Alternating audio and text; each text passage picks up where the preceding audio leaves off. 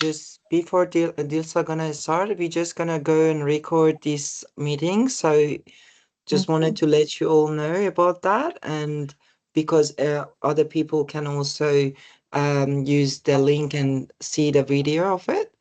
Okay, thank you. I'm just gonna go and start the sharing. Okay, Dilsa, sorry, you can go. Okay, thank you, Sana. So I'm just gonna invite you to, connect. You can close your eyes or leave them open, but just connecting with the land that we, stepping on, whether that's Jagar, Turbo Land, or any other First Nation people's land that you are on in Queensland today. I'm just would like to acknowledge by acknowledging the energy of this land, the culture of the First Nations, and their wisdom, how important it is for us, for this country. I like to also acknowledge the past, present, and future leader of this land, and also would like to acknowledge that there's still violence occurring in this country, in this system, and the Queer Migrant Project is really against all of that. I like to also acknowledge that sovereignty was never ceded and that it was and always will be Aboriginal land. And when you're ready, you can come back to the PowerPoint, come back to the room, and we're gonna start. Joe, if you can go to the next slide, please. Well, just a bit of a housekeeping quickly before introducing our facilitators. So, like Sina said, this is a recorded session. So feel free to switch off your camera if you feel uncomfortable. We'll stop the recording for the question times. So I would like to ask you to mute yourself. If you have burning question and you're scared to forget, you can always put them in the chat. Sana is monitoring the chat, so we won't forget about your question. The question will be asked and answered, hopefully, the best we can at the end of the session. We have 15, 20 minutes, a good amount of time to answer all your questions. Feel free to put your caption on. This is we can switch it on for everyone. So it is on the option of other, I think, next to application, and then you can switch on the caption. Um, yes, that's what I had to say. And I'm going to start introducing myself, and then the other facilitators will introduce themselves. So my name is Dilsa. My pronouns are they, them. I'm a social developmental community worker, as well as a counselor and a multidisciplinary artist. That's for me. Maybe Sina, can you introduce yourself, please? Yeah, sure. Thank you so much, Dilsa. Hello again, everyone. Thank you so much for being here today with us. I'm Sana. My pronouns are she, her.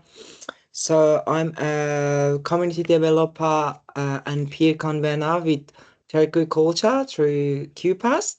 Also, I'm here as a peer convener with LGBT Legal Services for QMP project, which is the reason of tonight's gathering for us. And thank you so much again. Yeah. Yeah. Mark, you want to go?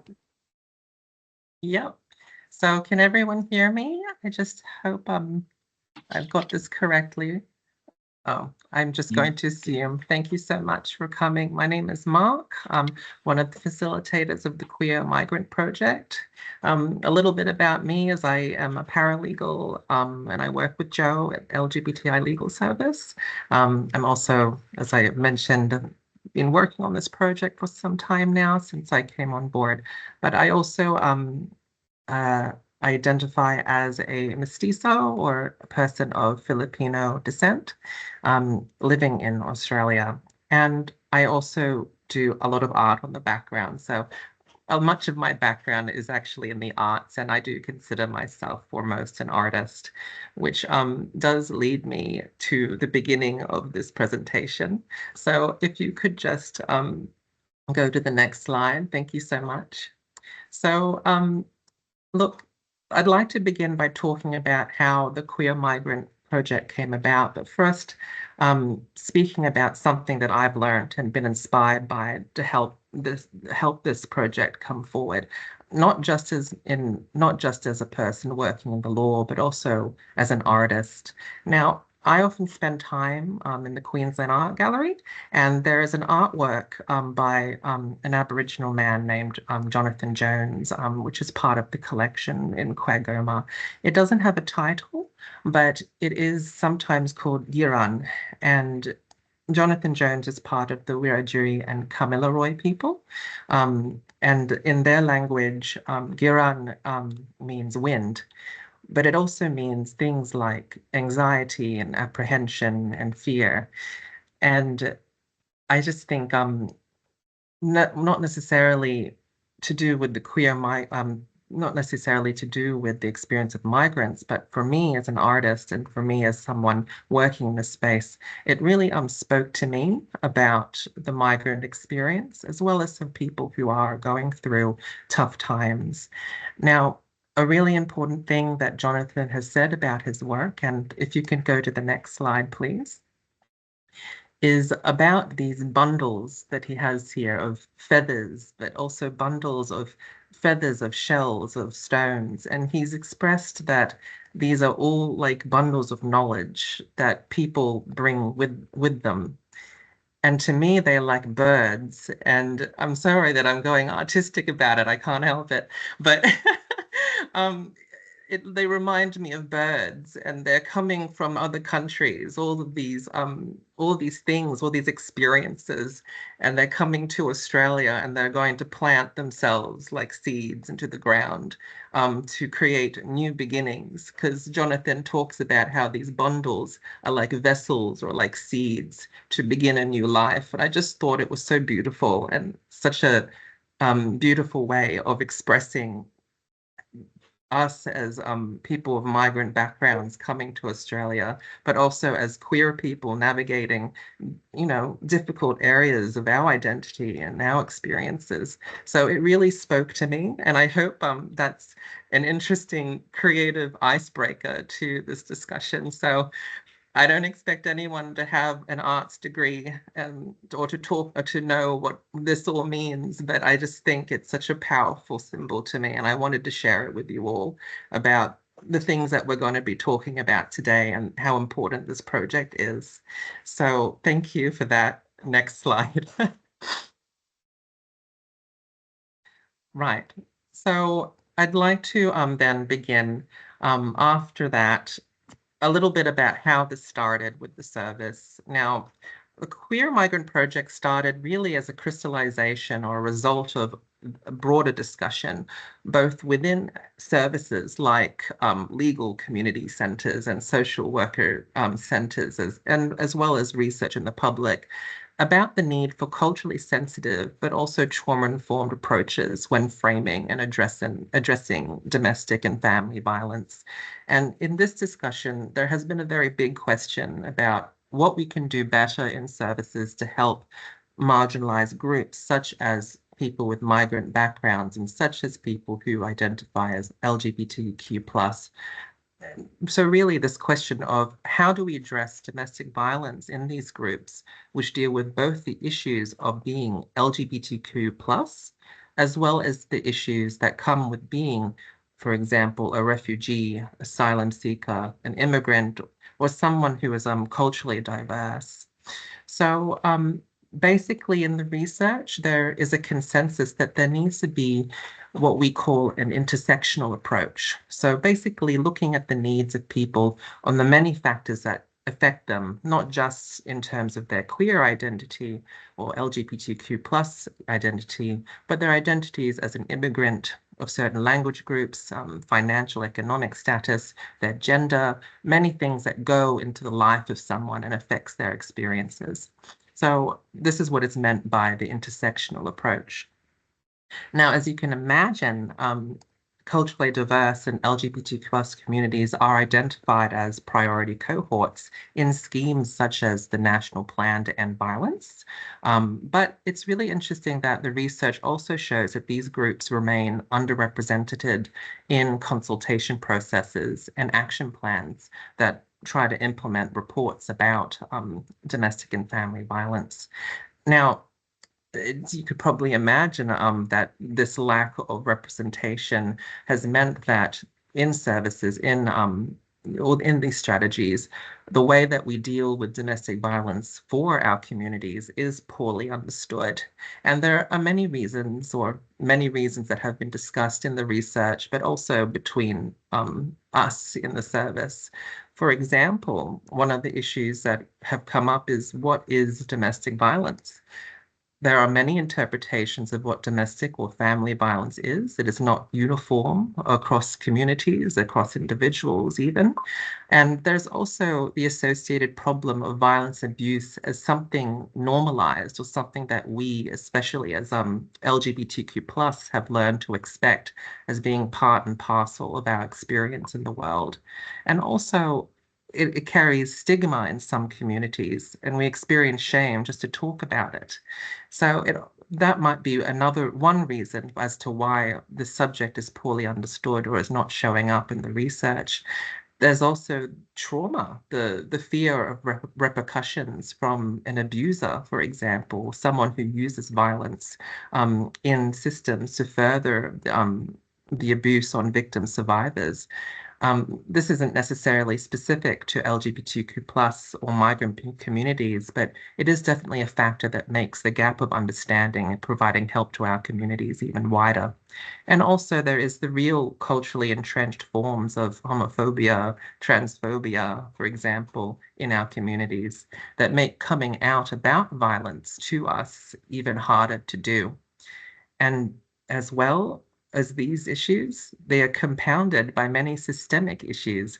Many of us don't feel comfortable going to authorities because we might distrust them, we fear them, we feel intimidated, particularly, for example, when we go to the police, like many people don't want to do that.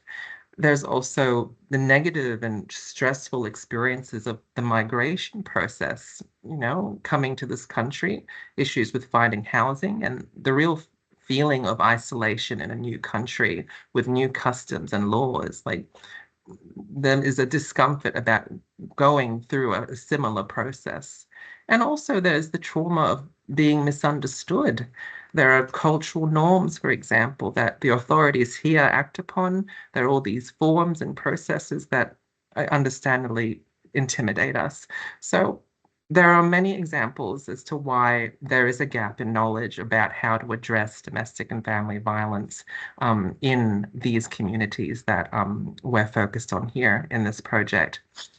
But in a way, then, that is how we've come to this project. And so earlier this year, we started to reach out to our partners at QPAST and Third Queer Culture, which is how we got Sina, and also to QTWAV, or Queer and Trans Workers Against Violence, and DILSA is a part of them too. So thank you so much for coming on board on this project. And so together we drafted a proposal, and we gave that proposal to the Department of the Attorney General, or DJAG, under the Safe and Diverse Communities Grant Fund. And so we were very fortunate enough to receive the grant, and successful of receiving that. And so we're very happy that that has happened. So I guess if I go to the next slide, thank you. So, how do we address this gap in our knowledge, this gap in the strategies of domestic family violence, addressing it in our communities? We've crystallized it into 3 separate aims.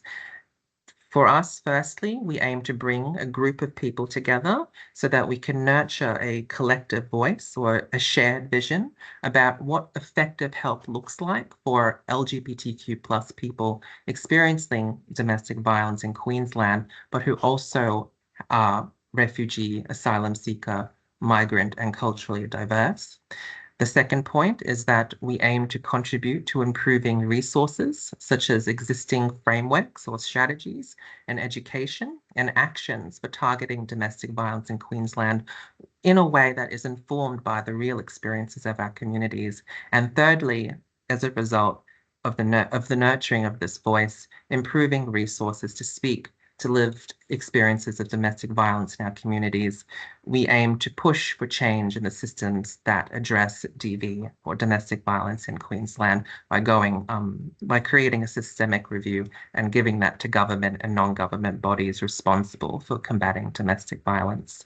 So when that said, I will move on to Dilsa. Thank you so much for your time. I hope I made some sort of sense, but please feel free to ask questions in the Q&A session at the end. Thank you. Thank you, Mark. That was so important to understand how this project started and the reason why. So yes, thank you, Joe. So before talking about the deliverable, I like to recall who is welcome into the project. So like Mark said, queer, migrant, or queer cultural diverse people who have lived experience of domestic family violence, as well as workers, community worker working closely with the same cohort. We prioritize people with lived experience, but we are acknowledging the importance of the knowledge of workers working with migrant or culturally diverse from the queer community with lived experience. So the deliverable, like Mark to just share with us the aims. So the aims will be transferred into these deliverables, what you will be helping us to understand. So the first one is about exploring the ways domestic and family violence, has been how do you experienced it? Are you experiencing or are you experienced it? Understanding your expertise and what's your unique experience of domestic family or domestic violence. Same for the workers, understanding what's the uniqueness about working with the same cohort. The second point is understanding what resources, what strategies do you need to find in Queensland. What do you think that you didn't get when you were seeking help in services or in resources? So once we talk about that, it will help us to identify the gaps and the opportunity to be more tailored. And for example, translated resources, any other solutions that would be better for you. And then all of the conversation we're going to go through is going to help and nourish our research and our systematic review and report. So if you can go to the next slide, please, Joe. So that your contribution will be, helping us we're going to have a forum for sector workers, stakeholders, legal practitioners who work with LGBTQI plus people, who are culturally diverse and experience domestic and family violence. You directly, as the peer uh, advisory group, you will not be running or organizing the forum directly, but you'll be contributing throughout your discussion by maybe proposing questions, topics, or any other things that you like to express in this forum. The second contribution, indirectly, you'll be helping us to write a systematic review with recommendation for strategies, for action plan, for future policies and program that we will send and recommend to government agency that is responsible of domestic and family violence. Again, you will not be directly writing it, but you will contribute indirectly throughout your discussion with us and how knowledge that you have that we can write about it to record and for the government to be aware of. If you can, Joe, come to the next slide, please. So a bit of logistics. So the expectation from you, from us as a peer advisory group members. So this project will start first of all. at the big first Saturday of September and go until January. We will meet once a month for Saturday, 3 to 4 hours workshop, morning to lunchtime. And then in between, we will have some in between smaller group catch this group of this cohort will be about 10 to 15 people, and you'll be paid $50 an hour. For the whole project, you have about 20 to 30 hours, and as Sana send in the group chat right now, there's a EOI that you can fill. Again, we can send it to you later on if you didn't catch it this time, but you can catch it the link there today. So if you can go to the next slide, please. So yes, so that's again our phone number, our email if you want to get in touch with us for anything after this session. And yes,